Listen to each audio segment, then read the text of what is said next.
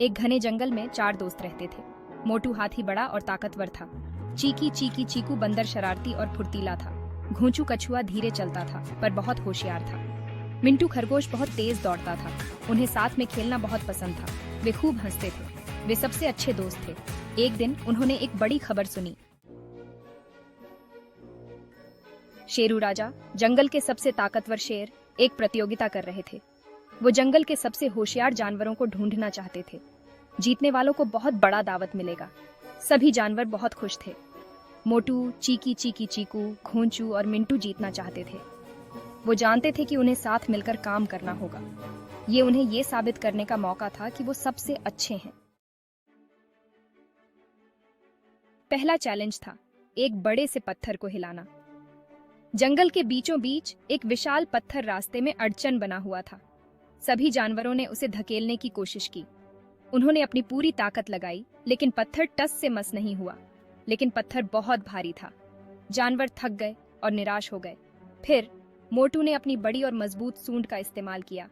उसने अपने दोस्तों को हिम्मत दी और कहा कि वो हार नहीं मानेंगे। उसने अपनी पूरी ताकत से पत्थर को धकेला। पत्थर हिल गया। सभी जानवर खुशी से झूम उठे। मोटू बहुत मजबूत था। उसकी ताकत और हिम्मत ने सबको प्रेरित किया। उसके दोस्त उस पर गर्व कर रहे थे।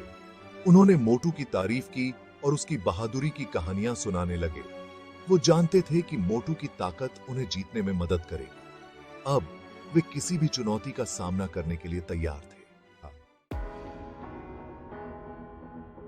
दूसरा चैलेंज था एक ऊंचे पेड़ से शहद लाना। यह चुनौती बहुत कठिन थी। पेड़ इतना ऊंचा था कि उस पर चढ़ना नामुमकिन था। सभी जानवर सोच में पड़ गए कि यह कैसे संभव होगा। लेकिन चीकी चीकू को समझ आ गया कि क्या करना है।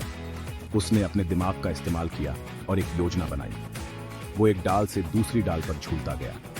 उसकी फुर्ती और चतुराई ने उसे आगे बढ़ने में मदद की। आखिरकार वो शहद तक पहुंच गया और उसे अपने दोस्तों के पास फेंक दिया। सभी जानवर बहुत खुश हुए। चीकी चीकू कितना होशियार था। उसकी समझदारी और मेहनत ने उसे सफल बनाया। उसके दोस्तों ने उसकी खूब वाहवाही की। सभी ने मिलकर उसकी तारीफ की और उसे गले लगाया। वो दावत जीतने के एक कदम और करीब आ गए थे।